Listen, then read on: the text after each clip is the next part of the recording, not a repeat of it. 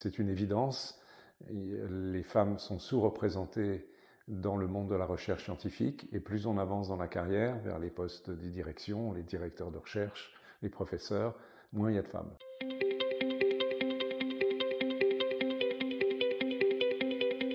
Le rapport Femmes et Sciences que l'Académie a publié sur son site, il fait un petit peu le tour des problèmes qui restent à résoudre, alors notamment les stéréotypes, les préjugés qui vraiment commencent à l'école primaire. C'est une évidence, les femmes sont sous-représentées dans le monde de la recherche scientifique et plus on avance dans la carrière vers les postes de direction, les directeurs de recherche, les professeurs, moins il y a de femmes. Nous avons actuellement 30% de femmes scientifiques, on aimerait avoir plus. On sait qu'on a beaucoup progressé pendant 50 ans, vu que les femmes n'étaient même pas admises à l'université au début du XXe siècle. Donc on a beaucoup progressé, maintenant on a l'air de stationner. Et même parfois de régresser dans certaines disciplines. Alors pourquoi?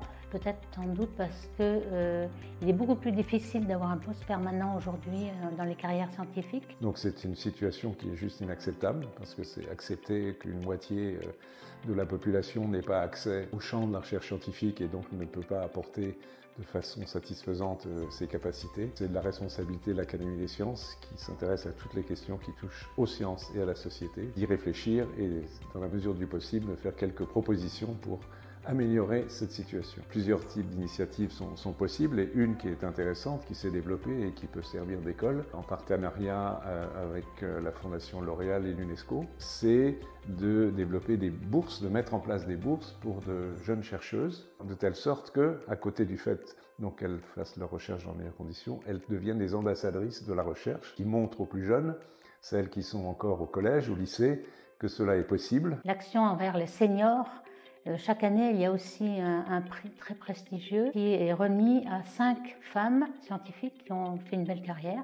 Et donc ça, il y en a une par continent. Là aussi, elles sont un rôle modèle et surtout à une partie de la carrière où il y a un plafond de verre et où on a encore moins de femmes. Si on a 30% au début de femmes dans la science, là on en a 15%. À peu près la moitié des femmes scientifiques ont été harcelées par des violences sexistes ou sexuelles. Et donc là, il y a aussi énormément de progrès à faire à ce stade. Je pourrais aussi parler des prix.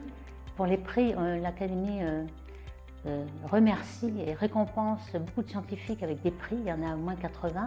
Et donc là aussi, on a un certain encouragement à avoir des candidates pour les prix femmes. C'est une façon de reconnaître et d'encourager les femmes à faire de la science. Mais par ailleurs, il y a aussi nécessité de prendre d'autres initiatives pour faire prendre conscience au monde de la recherche, au monde universitaire, des biais qui font qu'on ne favorise pas toujours assez la promotion des femmes ou on ne favorise pas assez leur reconnaissance. Donc de multiples actions doivent être menées dans toutes ces directions. L'Académie, en effet, doit aussi se tourner vers elle-même, car elle n'est pas non plus, loin de là, paritaire au point de vue femmes dans l'Académie. Alors il faut bien dire que c'est récent aussi cette entrée des femmes dans l'Académie. On sait que Marie Curie, au début du XXe siècle, n'est toujours pas arrivée à rentrer à l'Académie des sciences, pourtant avec 2 prix Nobel, donc on voit qu'il y avait un barrage très fort.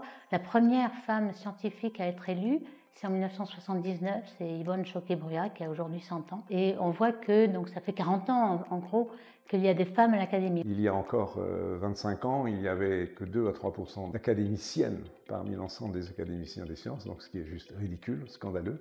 Aujourd'hui, il y a 18% d'académiciennes, ce qui est mieux, mais encore insuffisant. Ça dépend de la section. Il y a des sections biologiques qui en ont plus, et la plus faible en pourcentage de femmes, c'est la chimie qui a 5%.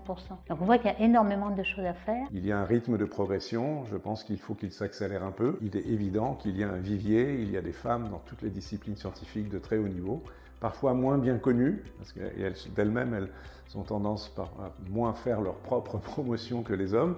Donc il y a ces femmes, et ces femmes, beaucoup d'entre elles méritent de devenir académiciennes, qu'elles soient mathématiciennes, physiciennes, informaticiennes, chimistes, biologistes, peu importe.